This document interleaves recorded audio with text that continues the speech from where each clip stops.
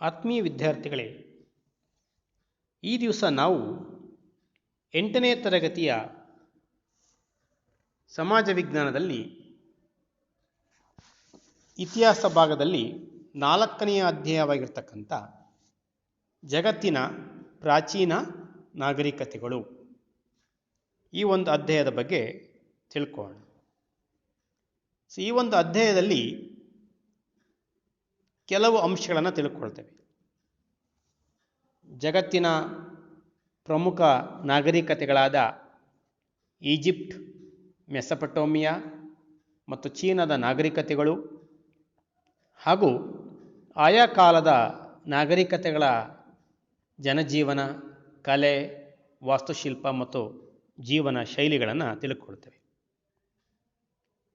ಈ ಸಿಂಧೂ ಕಣಿವೆಯ ನಾಗರಿಕತೆಯಂತೆ ಜಗತ್ತಿನ ವಿವಿಧೆಡೆಯಲ್ಲಿಯೂ ಸಹ ಪ್ರಾಚೀನ ನಾಗರಿಕತೆಗಳನ್ನು ಅದರ ಸಮಕಾಲೀನ ಸಂದರ್ಭಗಳಲ್ಲಿ ಕಾಣ್ತಾ ಹೋಗ್ತೇವೆ. ಈಜಿಪ್ಟಿನ ನಾಗರಿಕತೆ, ಮೆಸೊಪೊಟೇಮಿಯಾ ನಾಗರಿಕತೆ ಹಾಗೂ ಚೀನಾದ ನಾಗರಿಕತೆಗಳನ್ನು ನಾವು ಏಷ್ಯಾ ಮತ್ತು ಆಫ್ರಿಕಾ ಖಂಡಗಳಲ್ಲಿ ಕಾಣ್ತೇವೆ. ಅದರಲ್ಲಿ ಮೊದಲನೇದೇ ಈಜಿಪ್ಟಿನ ನಾಗರಿಕತೆ. ಸಾಮಾನ್ಯವಾಗಿ ಎಲ್ಲ ನಾಗರಿಕತೆಗಳು ನದಿಯ ಬಯಲುಸೀಮೆ ಪ್ರದೇಶಗಳಲ್ಲಿ ಹುಟ್ಟುಕೊಂಡಿದ್ದಾವೆ. ಅದೇ ರೀತಿಯಾಗಿ ಈಜಿಪ್ಟಿನ ನಾಗರಿಕತೆಯೂ ಸಹ ಚಿಗುರೊಡೆದಿದ್ದು ಇಲ್ಲಿ ಹರಿತಕ್ಕಂಥ ಪ್ರಮುಖವಾಗಿರ್ತಕ್ಕಂಥ ನದಿ ನೈಲ್ ನದಿ. ಇಲ್ಲಿ ದೊರೆತಿರ್ತಕ್ಕಂಥ ಕೆಲವು ಅವಶೇಷಗಳು ಈಜಿಪ್ಟಿನ ವೈಭವವನ್ನು ಸಾರುವಂಥವು. ಅಗಾಧವಾಗಿರ್ತಕ್ಕಂಥ ಪಿರಮಿಡ್ಗಳಾಗಿರ್ಬೋದು, ಮೂರ್ತಿ ಶಿಲ್ಪಗಳಾಗಿರ್ಬೋದು, ದೇವಾಲಯಗಳಾಗಿರ್ಬೋದು, ಅದರೊಳಗೆ ದೊರೆತಿರ್ತಕ್ಕಂಥ ಬರಹಗಳು ಇಲ್ಲಿನ ಸಂಸ್ಕೃತಿ ಹಾಗೂ ಚರಿತ್ರೆಯನ್ನು ಸಾರ್ತಾ ಇದ್ದಾವೆ. ಪ್ರಪಂಚದ ನಾಗರಿಕತೆಗಳನ್ನು ಗಮನಿಸಿ ನೋಡಿದಾಗ ಈಜಿಪ್ಟಿಯನ್ನರ ಕೊಡುಗೆ ಅಪಾರ ಆಗಿದೆ. ಈಜಿಪ್ಟಿಯನ್ನರು ಆಗಿನ ಕಾಲದಲ್ಲಿ ಅತ್ಯುತ್ತಮವಾಗಿರ್ತಕ್ಕಂಥ ಕೃಷಿಕರಾಗಿದ್ದರು. ಅವರಿಗೆ ನೀರಾವರಿ ಬಗ್ಗೆ ಅಪಾರವಾಗಿರ್ತಕ್ಕಂಥ ಜ್ಞಾನ ಇತ್ತು. ದೇವಾಲಯಗಳನ್ನು ಕಟ್ತಾ ಇದ್ದರು. ಜೊತೆಗೇನೆ ಅವರು ಅಂದಿನ ಕಾಲದಲ್ಲಿ ಹುಟ್ಟು ಹಾಕಿದ ಕ್ಯಾಲೆಂಡರ್ ಸಮಯವನ್ನು ಮಾಪನ ಮಾಡಲಿಕ್ಕೆ ಅತ್ಯಂತ ಉಪಯುಕ್ತವಾಗಿತ್ತು.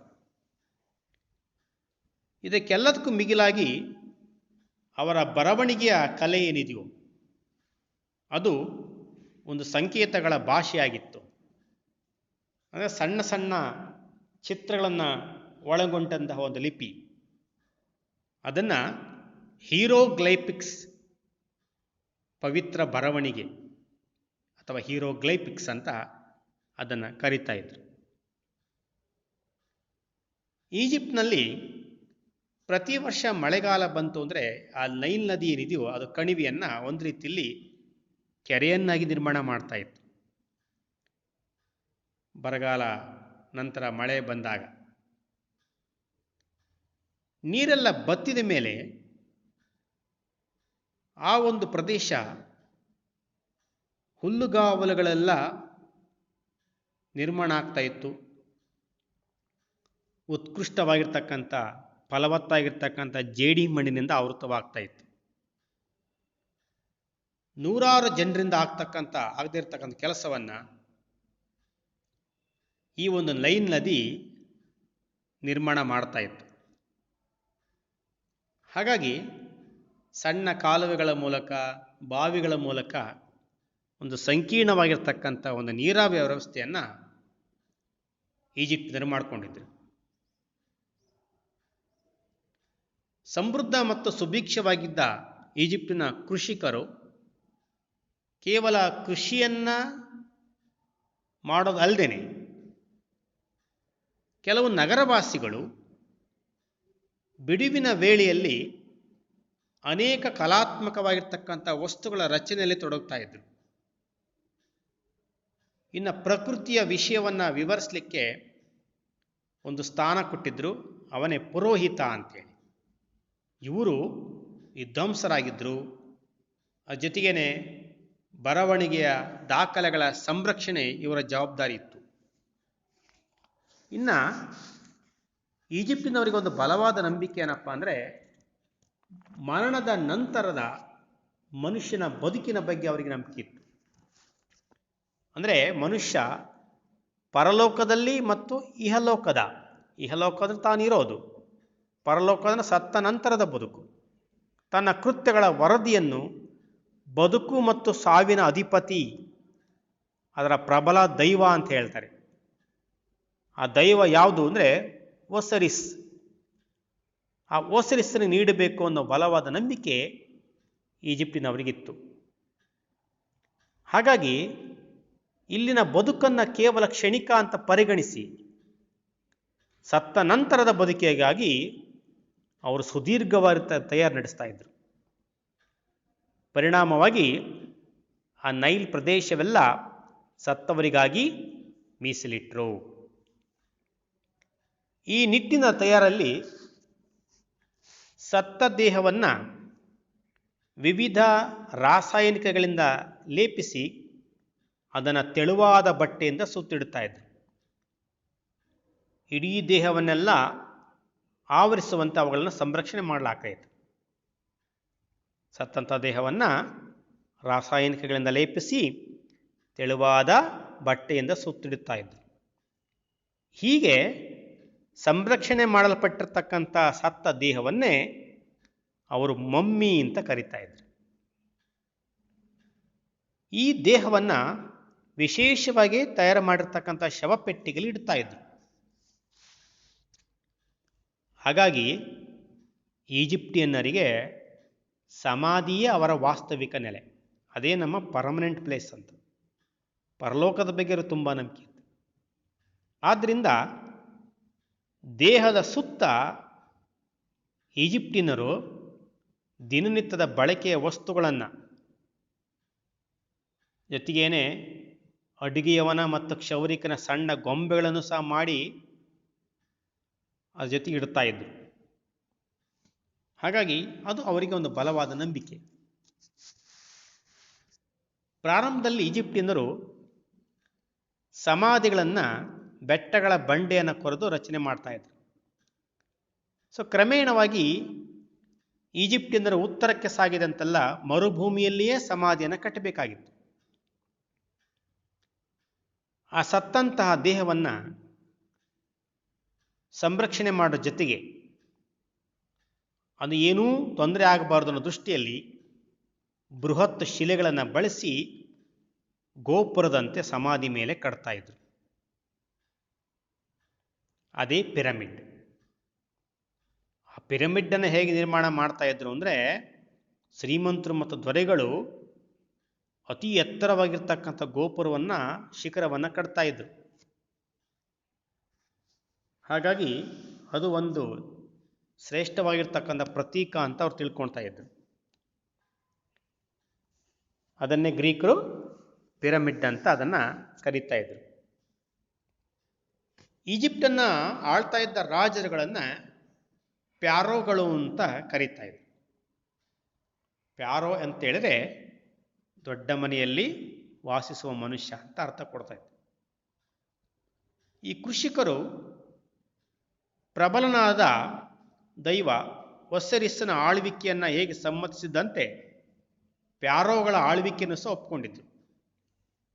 ಅಂದರೆ ಅವರ ಅರ್ಥದಲ್ಲಿ ಒಸ್ಸಿರಿಸ್ಸನು ಒಂದೇ, ಪ್ಯಾರೋ ಅರಸನು ಒಂದೇ, ಆ ರೀತಿ ಅದನ್ನು ಒಪ್ಕೊಳ್ತಾ ಇದ್ರು.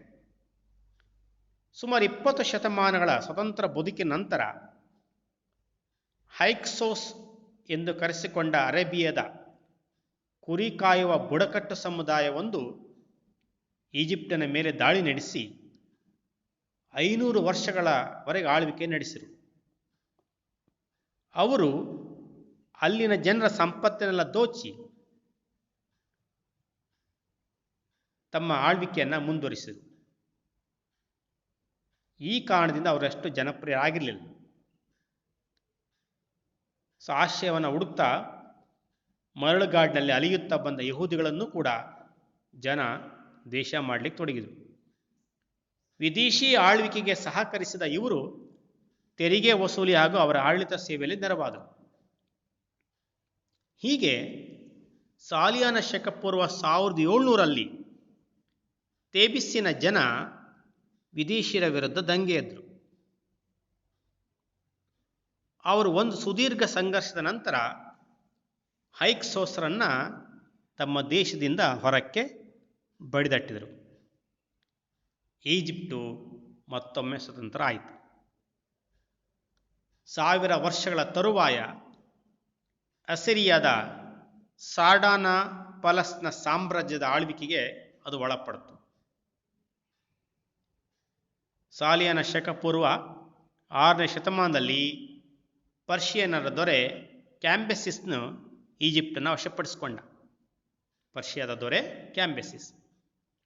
ಸಾಲಿಯಾನ ಶಕ ಪೂರ್ವ 4ನೇ ಶತಮಾನದಲ್ಲಿ ಅಲೆಕ್ಸಾಂಡರ್ನು ಪರ್ಷಿಯಾವನ್ನು ವಶಪಡಿಸಿಕೊಂಡ, ಗ್ರೀಕ್ನ ಪ್ರಖ್ಯಾತ ದೊರೆ. ಈಜಿಪ್ಟು ಮೆಸಡೋನಿಯಾದ ಪ್ರಾಂತ್ಯ ಆಯಿತು. ಅಲೆಕ್ಸಾಂಡರ್ನ ಸೇನಾಧಿಪತಿಯೊಬ್ಬ ಈಜಿಪ್ಟಿನ ರಾಜ್ಯದ ದೊರೆ ಅಂತ ಘೋಷಣೆ ಮಾಡಿಕೊಂಡ. ಅವದೇ ಟಾಲಮಿ ರಾಜಮನೆತನ. ಅವನು ಅಲೆಕ್ಸಾಂಡ್ರಿಯಾ ಅಂತ ನಗರವನ್ನು ನಿರ್ಮಾಣ ಮಾಡಿಕೊಂಡಿದ್ದ. ಕಟ್ಟಕಡೆಯದಾಗಿ ಸಾಲಿಯಾನ ಶಕ ಪೂರ್ವ 39ರಲ್ಲಿ ರೋಮನ್ರು ಬಂದರು. ಈಜಿಪ್ಟಿನ ಕಡೆಯ ರಾಣಿ ಅಂತ ನಾವೇ ಕರಿತೇವೆ ಕ್ಲಿಯೋಪಾತ್ರ ದೇಶವನ್ನು ರಕ್ಷಿಸಲು ಸಾಧ್ಯವಾದಷ್ಟು ಮಟ್ಟಿಗೆ ಪ್ರಯತ್ನವನ್ನು ಮಾಡಿದರು ರೋಮನ್ರಿಂದ. ಅವರ ತುಕಡಿ ಸೈನ್ಯಕ್ಕಿಂತ ಅವಳ ಸೌಂದರ್ಯಕ್ಕೆ ರೋಮನರು ಹೆಚ್ಚು ಎದುರ್ತಾ ಇದ್ರು. ಅಷ್ಟು ಸುಂದರವಾಗಿದ್ಲು ಅಥವಾ ಮಾತಿದೆ. ಅವಳು ಅತ್ಯಂತ ಯಶಸ್ವಿಯಾಗಿ 2 ಬಾರಿ ಆಕ್ರಮಣ ನಡೆಸಿದ ರೋಮನ್ನರ ಹೃದಯದ ಮೇಲೆ ದಾಳಿ ನಡೆಸಿದ್ಲು. ಆದರೆ ಸಾಲಿಯಾನ ಶಕ ಪೂರ್ವ 30ರಲ್ಲಿ ಸೀಜರ್ ಉತ್ತರಾಧಿಕಾರಿ ಅಳಿಯ ಅಗಸ್ಟಸ್ಸನು ತನ್ನ ಮಾವನಂತೆ ಸೌಂದರ್ಯಕ್ಕೆ ಮೋಹಿತನಾಗದೆ ಆಕೆಯ ಸೈನ್ಯವನ್ನು ಪರಾಭವಗೊಳಿಸಿದ. ಆದರೆ ಆಕೆಯನ್ನು ಕೊಲ್ಲದೆ ಜೀವವನ್ನು ಉಳಿಸಿದ. ಆದರೆ ತನ್ನನ್ನು ಯುದ್ಧ ಸಂಪತ್ತಾಗಿ ಕೊಂಡೊಯ್ಯತಕ್ಕಂಥ ಉದ್ದೇಶ ಕ್ಲಿಯೋಪಾತ್ರ ತಿಳಿದ ಮೇಲೆ ಅದನ್ನು ವಿರೋಧಿಸಿ ವಿಷ ಸೇವಿಸಿ ಅವಳು ಆತ್ಮಹತ್ಯೆಯನ್ನು ಮಾಡಿಕೊಂಡಳು. ಅಂದಿನಿಂದ ಈಜಿಪ್ಟು ರೋಮನ್ನರ ಪ್ರಾಂತ್ಯವಾಯಿತು. ಸೊ ಇದಿಷ್ಟು ಈಜಿಪ್ಟಿನ ನಾಗರಿಕತೆ.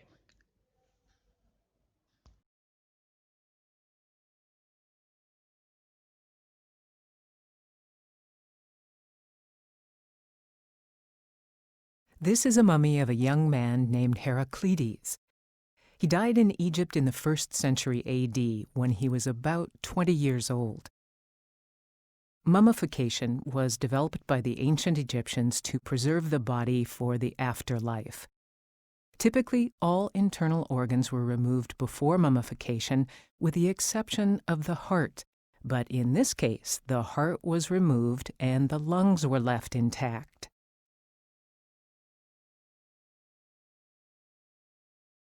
Next, the body was covered with salt and left for about 40 days, until all moisture was eliminated.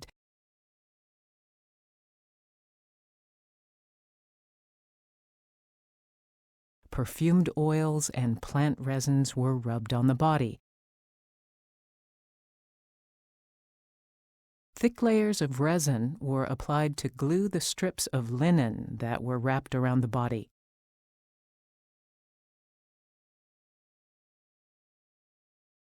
The mummy was placed on a wooden board, and more wrappings bound them together.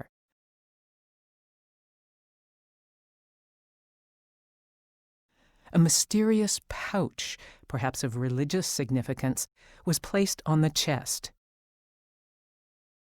A mummified ibis, a wading bird with a slender, down-curved bill, was placed on the abdomen. Ibis mummies commonly served as votive offerings to the gods, but this is an unusual case of a bird being mummified with a deceased human. Long linen strips further secured the wrappings. A portrait panel of Heraclides was placed over the face. A large linen cloth was wrapped around the mummy. The shroud was painted red with an imported lead-based pigment. This treatment is rare. Very few red shroud mummies are known to exist. Egyptian symbols of protection and rebirth were painted on the outer cloth with pigments and gold. Finally, Heraclides' name was written in Greek at the feet. Thanks to this remarkable mummification process, Heraclides' body is with us today. When Howard Carter's team opened the tomb in November 1922, they discovered a wealth of treasures and gifts the king would need in the afterlife. 6 disassembled golden chariots, his throne, and provisions of food and wine. Concealed behind a false wall was a stone sarcophagus protecting a gold-plated coffin. Inside it, 2 more coffins, the innermost made of solid gold and covered in gemstones. And inside that, the mummy of Tutankhamun, wearing a magnificent death mask